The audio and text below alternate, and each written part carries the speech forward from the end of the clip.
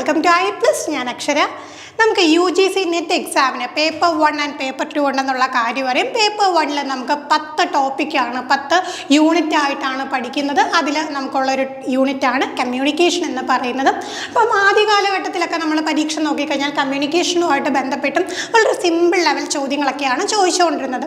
Communication cycle എന്താണ്, class room കമ്മ്യൂണിക്കേഷനെ കുറിച്ചുള്ള കാര്യങ്ങൾ, അങ്ങനെ സ്റ്റേറ്റ്മെൻ്റ് ആയിട്ടുള്ള കാര്യങ്ങളൊക്കെ ചോദിച്ചുകൊണ്ടിരുന്നു. പതിയെ പതിയെ നമുക്കറിയാലോ, ഏതൊരു പരീക്ഷയായാലും കാലങ്ങൾ കഴിയുമ്പോൾ അതിൻ്റെ ഒരു കാഠിന്യം കൂടി വരും. അപ്പോൾ കുറച്ചും കൂടെ ഒരു അഡ്വാൻസ് ലെവലിലെ ക്വസ്റ്റ്യൻസ് ഒക്കെ ചോദിച്ചു തുടങ്ങി.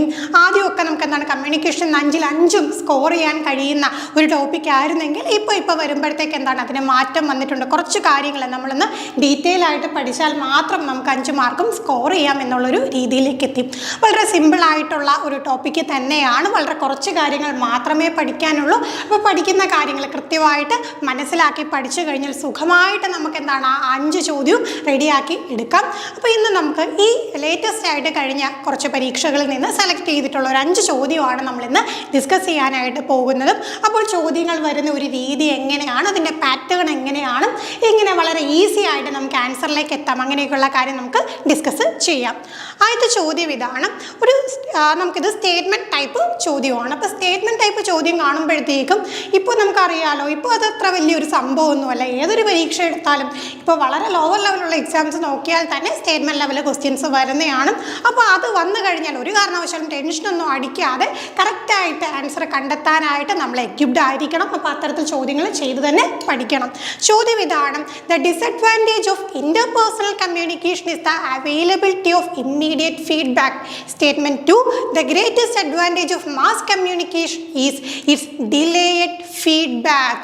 അപ്പോൾ നോക്കിക്കേ, 2 സ്റ്റേറ്റ്മെൻറ്റ് വന്നു. അപ്പോൾ സ്റ്റേറ്റ്മെൻറ്റ് ചോദ്യങ്ങളിൽ നമ്മൾ പെട്ടെന്ന് എടുത്ത് ഓപ്ഷൻ നോക്കുന്നതിന് പകരം കൃത്യമായിട്ടും 2 സ്റ്റേറ്റ്മെൻറ്റ് നമ്മളൊന്ന് വിശകലനം ചെയ്യണം. അപ്പോൾ നോക്കിക്കേ, ഇവിടെ നമുക്ക് 2 ടൈപ്പ് ഓഫ് കമ്മ്യൂണിക്കേഷനെ കുറിച്ചുള്ള സ്റ്റേറ്റ്മെൻ്റ് ആണ് വന്നേക്കുന്നത്. ആദ്യം തന്നെ എന്താണ് ഇൻ്റർപേഴ്സണൽ. അപ്പോൾ ഇൻ്റർപേഴ്സണൽ എന്താണ്, ഇൻട്രാ പേഴ്സണൽ എന്താണെന്ന് അറിഞ്ഞിരിക്കണം. ഇൻ്റർപേഴ്സണൽ എന്ന് പറയുമ്പോഴത്തേക്കും നമ്മൾ എന്താണ് മറ്റുള്ളവരോട് കമ്മ്യൂണിക്കേറ്റ് ചെയ്യുന്നതാണ്. ഇൻട്രാ പേഴ്സണൽ എന്ന് പറയുമ്പം നമ്മളോട് തന്നെ പറയാറില്ലേ, ഞാൻ സൂപ്പറാണ്, ഞാൻ അടിപൊളിയാണ് എന്നൊക്കെ നമ്മളോട് തന്നെ പറയാറില്ലേ, അതാണ് ഇൻട്രാ പേഴ്സണൽ. ഇതെന്താണ് ഇൻ്റർപേഴ്സണൽ ആണ്. അപ്പോൾ ഇവിടെ എന്താ പറഞ്ഞേക്കുന്നത്?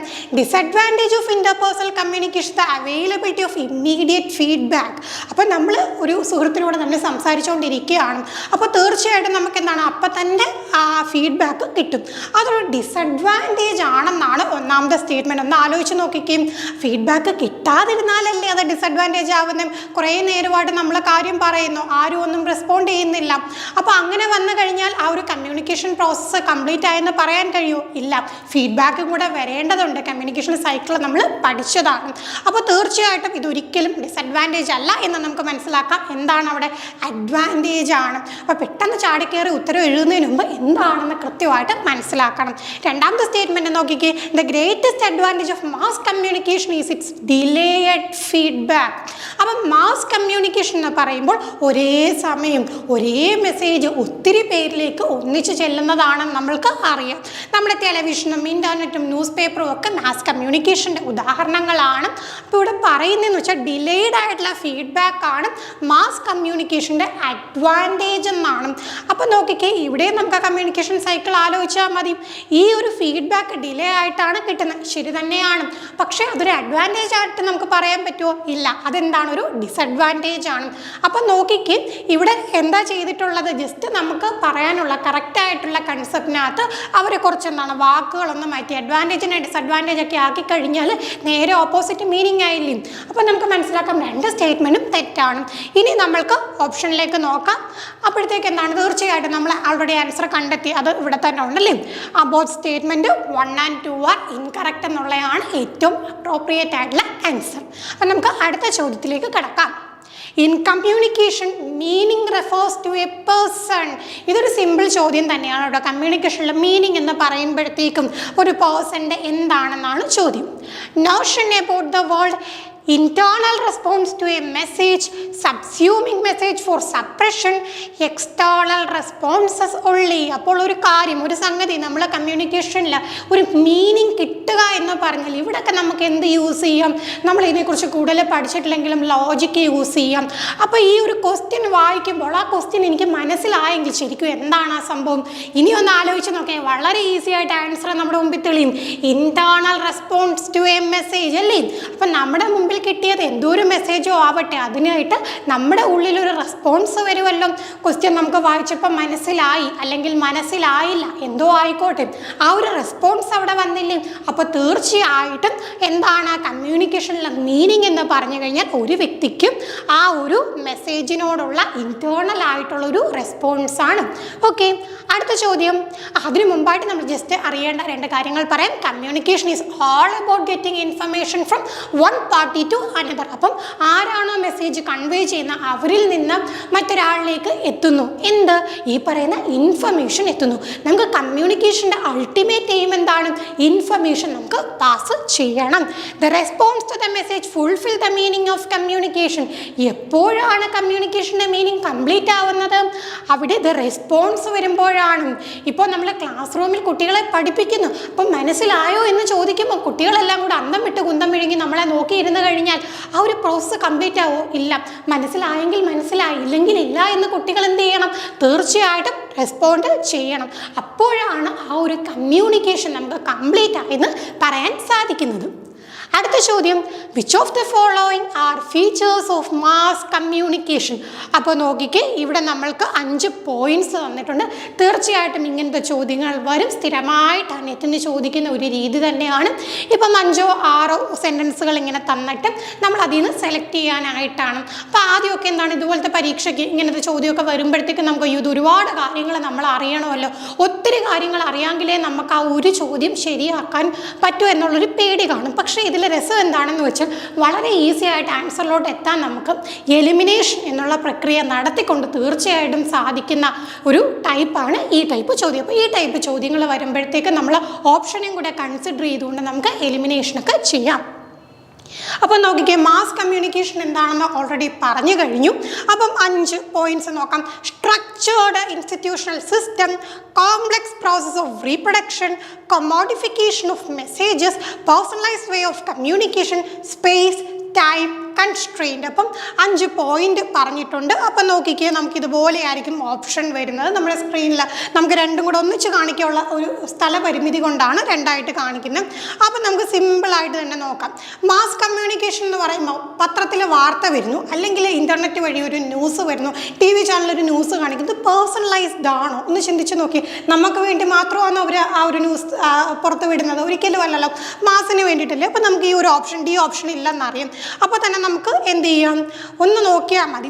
ഈ ഒരു ഡി ഓപ്ഷൻ ഇല്ലെന്ന് നിങ്ങൾക്ക് ഉറപ്പാണ്. ഒരിക്കലും പേഴ്സണലൈസ്ഡ് വേ ഓഫ് കമ്മ്യൂണിക്കേഷൻ ഇല്ല. നിങ്ങൾക്ക് വേറെ ഒന്നും അറിയത്തില്ല, ബാക്കി പോയിന്റ് ഒന്നും അറിയത്തില്ലെന്ന് വെച്ചോ. ഇതിപ്പോൾ ചോദിച്ച ചോദ്യം കേട്ടോ, ഇപ്പം റീസെൻ്റായിട്ട് വന്നൊരു ചോദ്യമാണ്. അപ്പോൾ നിങ്ങൾക്ക് ബാക്കി ഒന്നും അറിയത്തില്ല, പക്ഷേ നിങ്ങൾക്ക് ഉറപ്പാണ് മാസ് കമ്മ്യൂണിക്കേഷൻ എന്ന് പറഞ്ഞാൽ പേഴ്സണലൈസ്ഡ് വേ അല്ല. എനിക്ക് വേണ്ടി വായിക്കാൻ മാത്രമല്ല മാതൃഭൂമി പത്രം അല്ലെങ്കിൽ മനോരമ പത്രം രാവിലെ എൻ്റെ വീട്ടിൽ വന്ന് വീഴുന്നതെന്ന് അറിയാലോ. അപ്പോൾ ഞാൻ നോക്കിക്കേ, ഓപ്ഷൻ ഡി ഇല്ല. അപ്പോൾ ഈ ഒരു ഓപ്ഷൻസ് നമ്മൾ ഒന്ന് നോക്കുമ്പോഴത്തേക്ക് ഡി എന്നുള്ള ആ ഒരു പെർട്ടിക്കുലർ ഓപ്ഷൻ ഇല്ലാത്തത് എത്രണ്ണമുണ്ട്? ആ കൂടെ ഒരു എണ്ണവേ ഉള്ളൂ, A, B, C ആൻഡ് ഉള്ളി. ബാക്കി ഒന്നും നിങ്ങൾക്ക് അറിയത്തില്ലെങ്കിലും എന്ത് ചെയ്തു? ഈ 3 എണ്ണം സുഖമായിട്ട് നിങ്ങൾ എലിമിനേറ്റ് ചെയ്ത് കളഞ്ഞില്ലേ? അപ്പോൾ നമ്മുടെ ആൻസർ നോക്കിക്കേ, ഇതൊന്നും അറിയത്തില്ലെങ്കിൽ പോലും നമ്മൾ ഈസി ആയിട്ട് ആ ചോദ്യത്തിന് ഉത്തരം കണ്ടെത്തി കഴിഞ്ഞു. Structured institutional system, complex process of reproduction, commodification of message എല്ലാം എന്തിൻ്റെ ഭാഗമാണ്? മാസ് കമ്മ്യൂണിക്കേഷൻ്റെ ഭാഗമാണ്. ഇങ്ങനെയാണ് വളരെ ഈസി ആയിട്ട് നമ്മൾ നെറ്റിന് നല്ലൊരു സ്കോറിലേക്ക് എത്തുന്നത്. ഇതുപോലുള്ള കുറച്ച് ട്രിക്സ് ഒക്കെ പ്രയോഗിച്ചു. നമുക്കറിയാം നമ്മുടെ ടൈം ലിമിറ്റഡ് ആണ്. ആ ഒരു സമയത്തിനുള്ളിൽ തന്നെ നമ്മൾ എന്ത് ചെയ്യണം? ഇത്തരം ട്രിക്കുകളൊക്കെ പ്രയോഗിച്ചുകൊണ്ട് സുഖമായിട്ട് നമുക്ക് ആൻസറിലോട്ട് എത്താം. അപ്പോൾ ഇവിടെ നമുക്ക് ആൻസർ കിട്ടിക്കഴിഞ്ഞു. ഇനി നമുക്ക് ജസ്റ്റ് ആ ഒരു മാസ് കമ്മ്യൂണിക്കേഷനോട് ബന്ധപ്പെട്ട കുറച്ച് പോയിന്റ്സ് മാത്രം പറയുവാണ്. വൈഡ് ആൻഡ് വാസ്റ്റ് ഏരിയ, നമുക്കറിയാമല്ലോ, ഒരുപാട് ഏരിയ കവർ ചെയ്യുന്ന രീതിയിൽ. Heterogeneous audience, distance between source and destination, no question of discrimination, professional communication, absence of feedback, intermediary channels, use of specialists, self-defined audience, rapid means of communication. അപ്പോൾ ഈ പോയിന്റുകൾ ഏത് വന്നു കഴിഞ്ഞാലും നമുക്കത് മാസ് കമ്മ്യൂണിക്കേഷനുമായിട്ട് ബന്ധപ്പെട്ടാണെന്ന് മനസ്സിലാക്കാനായിട്ട് കഴിയും. അപ്പോൾ നമുക്ക് ഡീറ്റെയിൽ ആയിട്ടുള്ള ക്ലാസ്സുകളിലൊക്കെ ഇതുപോലുള്ള പോയിന്റ്സ് ഒക്കെ ഡീറ്റെയിൽ ആയിട്ട് ഡിസ്കസ് ചെയ്യാം. ഇപ്പോൾ നമുക്ക് അടുത്ത ചോദ്യത്തിലേക്ക് കടക്കാം. Which of the following belong to the field of proxemics in communication? ഇപ്പോൾ ഈ ഇടയായിട്ട് ഈ പ്രോക്സെമിക്സ് എന്നുള്ള പദത്തിനോട് എന്തോ UGC നെറ്റ് എക്സാം നടത്തുന്നവർക്ക് ഭയങ്കര ഇഷ്ടമാണ്. മിക്കവാറും ഉള്ള ഷിഫ്റ്റുകളിൽ ഈ ഒരു പദം നമ്മൾ കാണാറുണ്ട്. അപ്പോൾ പ്രോക്സെമിക്സുമായിട്ട് ബന്ധപ്പെട്ട എന്തൊക്കെയാണ് ഉള്ളതെന്നാണ്. Facial expression, crowding, territoriality, personal space, eye contact, 5 point വന്നിട്ടുണ്ട്. അപ്പോൾ ഈ പ്രോക്സെമിക്സ് എന്നുള്ള പദം കേട്ടുകൊണ്ട് നമുക്ക് എന്താണെന്ന് ഒരു പക്ഷേ ഐഡൻറ്റിഫൈ ചെയ്ത് എടുക്കാൻ പറ്റിയെന്നിരിക്കത്തില്ല. അപ്പോൾ നിങ്ങൾ കൃത്യമായിട്ട് എന്താണെന്ന് മനസ്സിലാക്കണം. അപ്പോൾ ഈ പ്രോക്സെമിക്സ് എന്ന് വെച്ച് കഴിഞ്ഞാൽ എന്താണ്? പേഴ്സണൽ സ്പേസ് ആണ്. അപ്പോൾ നമ്മൾ സിമ്പിളായിട്ട് പേഴ്സണൽ സ്പേസ് എന്ന് പറഞ്ഞാൽ മതി. പക്ഷേ അതിനെ ഒന്ന് എന്താണ് അതിൻ്റെ ഒരു ടേം കൊടുത്തൊരു പർട്ടിക്കുലർ ടേം ഒക്കെ കൊടുത്ത് പറയുമ്പോൾ പ്രോക്സെമിക്സ് ആണ്. Personal space and the degree of separation that individuals maintain between each other in social situation. നമ്മളിപ്പോൾ ഒരാളോട് കാര്യം പറയുകയാണ്, നമ്മളൊരു സ്പേസ് മെയിൻറ്റെയിൻ ചെയ്യില്ല. നമ്മുടെ കൂട്ടുകാരൻ്റെ അടുത്തിരുന്ന കാര്യം പറയുന്ന പോലെ പോയി നമുക്ക് കോളേജിലെ പ്രൊഫസറിനോട് അല്ലെങ്കിൽ HODയോട് പോയി കാര്യം പറയാൻ പറ്റുമോ? ഇല്ലല്ലോ. അപ്പോൾ ഓരോ ഇടത്ത് നമ്മൾ മെയിൻറ്റെയിൻ ചെയ്യുന്ന ഒരു സ്പേസ് ഉണ്ട്. ഒരു സോഷ്യൽ ഗ്യാതറിങ്ങിന് നമ്മൾ പോകുന്നു, അവിടെയെല്ലാം നമ്മളെ ആരും വന്ന് പഠിപ്പിച്ച് തരുന്നതല്ല. ഒരാളിൽ നിന്ന് ഇത്ര അകലം പാലിച്ച് നിൽക്കണം എന്നൊന്നും ആരും നമ്മളെ പഠിപ്പിച്ചൊന്നും തരുന്നതല്ല. ഇത് കമ്മ്യൂണിക്കേഷനോട് ബന്ധപ്പെട്ട് നമ്മൾ ഒരു സമൂഹത്തിൽ ജീവിക്കുന്ന സമയത്ത് നമ്മൾ തന്നെ പരിശീലിച്ച് പോകുന്ന കാര്യങ്ങളാണ്. അപ്പോൾ സംഗതി ഇത്രയുള്ള പ്രോക്സെമിക്സ് എന്ന് പറഞ്ഞു കഴിഞ്ഞാൽ ഏതൊരു സ്പീഷീസ് എടുത്താലും എന്താണ് അതിൻ്റെ പേഴ്സണൽ ടെറിട്ടറി. അപ്പോൾ നമുക്കായാലും എന്താണ് നമ്മളോട് ഒരാൾ സംസാരിക്കുമ്പോഴത്തേക്ക് ഒരുപാട് അടുത്ത് വന്ന് സംസാരിച്ച് കഴിഞ്ഞാൽ നമുക്ക് ഇഷ്ടപ്പെടുമോ? നമ്മൾ ഒരിക്കലും എന്ത് ചെയ്യില്ല, ഒരാളുടെ ഒരു പേഴ്സണൽ സ്പേസിലോട്ട് ഇടിച്ചു കയറിക്കൊണ്ട് സംസാരിക്കാൻ ചെല്ലാറില്ല. അപ്പോൾ പോയിന്റ് പിടികിട്ടിയല്ലോ. ഇനി നമുക്ക് നമ്മുടെ ഓപ്ഷൻസ് നോക്കാം. അപ്പം നമ്മൾ ആ ഒരു സ്പേസുമായിട്ട് ബന്ധപ്പെട്ട് എന്തൊക്കെയുണ്ടെന്ന് നമുക്ക് നോക്കാം. സിമ്പിളായിട്ട് പേഴ്സണൽ സ്പേസ് എന്നുള്ള അവിടെ തന്നെ കിടപ്പുണ്ട്. ടെറിട്ടോറിയലിറ്റി നമുക്ക് അതും പോയിന്റ് നമ്മൾ പറഞ്ഞതാണ്. പിന്നെ ക്രൗഡിങ്, നമ്മൾ ആൾക്കൂട്ടത്തിൻ്റെ ഇടയിൽ നിൽക്കുമ്പോൾ. ബാക്കി രണ്ടെണ്ണം നോക്കി, ഫേഷ്യൽ എക്സ്പ്രഷൻ ആണെങ്കിലും ഐ കോണ്ടാക്ട് ആണെങ്കിലും ഈ പ്രോക്സെമിക്സുമായിട്ട് ബന്ധപ്പെട്ടത് അല്ല. അപ്പം നമുക്ക് സുഖമായിട്ട് നോക്കാം ഏതൊക്കെയുണ്ട്. B, C and D. ബിയും സിയും ഡിയും ഓപ്ഷൻ അവിടെ തന്നെ ഉണ്ട്. അപ്പോൾ ഇവിടെ നമ്മൾ നേരത്തെ പറഞ്ഞ എലിമിനേഷൻ മെത്തേഡൊക്കെ യൂസ് ചെയ്യാം. ആ ഫസ്റ്റ് പറഞ്ഞ പോയിന്റ് എന്താണ്? Facial expression. ഒരിക്കലും പ്രോക്സെമിക്സിൽ ഫേഷ്യൽ എക്സ്പ്രഷൻ വരത്തില്ല. അപ്പോൾ A എന്നുള്ള ഓപ്ഷൻ ഇല്ല എന്ന് ഉറപ്പിച്ചാൽ തന്നെ നമുക്ക് എന്താ ഉത്തരം കിട്ടുവാണ്. നോക്കിക്കേ, ഈ രണ്ടെണ്ണം നമ്മൾ എലിമിനേറ്റ് ചെയ്തു. പിന്നെ ലാസ്റ്റ് പറഞ്ഞ ആ ഒരു ഐ കോണ്ടാക്ട് എന്നുള്ള ഒരു പോയിന്റ് ഒഴിവാക്കി ഇയും ഒഴിവാക്കണം. ഇങ്ങനെ സുഖമായിട്ട് നമുക്ക് എന്ത് ചെയ്യാം, B, C and D എന്നുള്ള ആൻസറിലോട്ട് നമുക്ക് എത്താം. അപ്പോൾ കൃത്യമായിട്ട് എന്ത് ചെയ്യാം, എലിമിനേഷൻ കറക്റ്റായിട്ട് പ്രയോഗിച്ചു കഴിഞ്ഞാൽ ആ മാർക്ക് നമുക്ക് ഉറപ്പാണ്. ഇന്നത്തെ ഫൈനൽ ക്വസ്റ്റ്യനിലേക്ക് കടക്കാം. അപ്പം നമുക്ക് അടുത്ത ചോദ്യം ഇതാണ്. Which of the following contextual factors determine meaning in communication behaviour? കോണ്ടെക്സ്റ്റുമായിട്ട് ബന്ധപ്പെട്ട ഫാക്ടറിനെ കുറിച്ചാണ് പറയുന്നത്. Physical location, participants, preceding events, non functional goals, absence of audience. അപ്പോൾ ഒരു പർട്ടിക്കുലർ കോണ്ടെക്സ്റ്റുമായിട്ട് ബന്ധപ്പെടുത്തിക്കൊണ്ട് നമുക്ക് പറയാൻ കഴിയുന്നത് ഏതൊക്കെയാണ്? ഇവിടെ നമുക്ക് ഇതുപോലെ ഓപ്ഷൻ എലിമിനേഷനിലൂടെ ഒക്കെ നടക്കുന്ന ഒരു പരിപാടിയാണ് ഉത്തരം കണ്ടെത്തുക എന്നുള്ളത്. അപ്പോൾ നോക്കിക്കേ, തീർച്ചയായിട്ടും ഫിസിക്കൽ ലൊക്കേഷൻ അവിടെ വരും, പാർട്ടിസിപ്പൻസ് വരും, പ്രൊസീഡിങ് ഈവൻസ് വരും. അപ്പോൾ നമുക്ക് ഈ 5 ഓപ്ഷനും എന്തായാലും ഇല്ലെന്ന് ഇവിടുന്ന് പിടികിട്ടി. ആദ്യം കാണുമ്പോൾ നമുക്ക് തോന്നും 5 ഉണ്ടെന്ന് തോന്നിപ്പോവും. പിന്നെ നമ്മൾ ഒന്നും കൂടെ ഒന്ന് ചിന്തിക്കുക. ഇങ്ങനെയുള്ള പരീക്ഷകൾക്കെല്ലാം എല്ലാം ആക്യുറേറ്റ് ആയിട്ടുള്ള കൂട്ടത്തിലേറ്റവും അപ്രോപ്രിയേറ്റ് ആയിട്ടുള്ള ഉത്തരത്തിൽ എത്തുക എന്നതാണ് നമ്മുടെ ഒരു ലക്ഷ്യം. അപ്പോൾ 5 എണ്ണം ഇല്ലെന്ന് ഉറപ്പ് വരുമ്പോൾ പിന്നെ നമുക്ക് ഉറപ്പ് എന്താണ്, ഈ ആദ്യത്തെ 3 എണ്ണം ഉണ്ടെന്ന് നമുക്ക് ഉറപ്പാണ്. അപ്പോൾ നോക്കിക്കേ, A, B and C എന്ന ഓപ്ഷൻ ഉണ്ട്, ഓപ്ഷനും ഉണ്ട്, ഉത്തരത്തിലോട്ടെത്തി. അപ്പോൾ ഇന്നത്തെ നമ്മൾ ഡിസ്കസ് ചെയ്ത 5 ചോദ്യങ്ങൾ നോക്കിയാൽ ആദ്യം കാണുമ്പോൾ നമുക്ക് വലിയ സംഭവമായിട്ട് തോന്നുമെങ്കിലും ഒന്നിരുത്തി ചിന്തിച്ച് കഴിഞ്ഞാൽ നമുക്ക് ഈസി ആയിട്ട് ആൻസറിലോട്ട് എത്താവുന്നതാണ്. അപ്പോൾ ഇതുപോലെ വേണം നമ്മൾ ഓരോ ടോപ്പിക്കിനെ കുറിച്ച് പഠിക്കാനായിട്ടും. അപ്പോൾ ഈ രീതിയിൽ പഠിച്ചു കഴിഞ്ഞാൽ നമുക്ക് കമ്മ്യൂണിക്കേഷൻ എന്നുള്ള ഒരു ടോപ്പിക് അത് കംപ്ലീറ്റ് ആയി കഴിഞ്ഞു. 5 ചോദ്യങ്ങളുണ്ട്. 5 ചോദ്യങ്ങൾ എന്ന് പറയുമ്പോൾ നമുക്ക് 10 മാർക്ക് കിട്ടിക്കഴിഞ്ഞു. ഓരോ ഏരിയയും ഇതേപോലെ നിങ്ങൾ പഠിക്കും. ഇതുപോലുള്ള ക്ലാസ്സുകൾ ഇനിയും നിങ്ങൾക്ക് ആവശ്യമുണ്ടെങ്കിൽ തീർച്ചയായിട്ടും നിങ്ങൾ കമൻറ്റ് ചെയ്യുക. മറ്റൊരു വീഡിയോ നമുക്ക് വീണ്ടും കാണാം. താങ്ക്